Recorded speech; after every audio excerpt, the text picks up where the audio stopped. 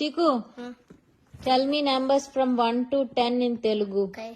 Wakatu, mulaku, wakati, rendu, mulaku, mulaku, nalugu, aidu, Very good.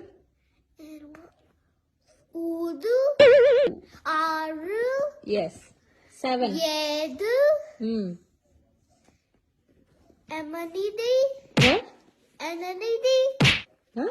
emanidi, Enemy. ఏంటి బాబా అన్న enanidi, ఇంకోసారి అన్న Enemy.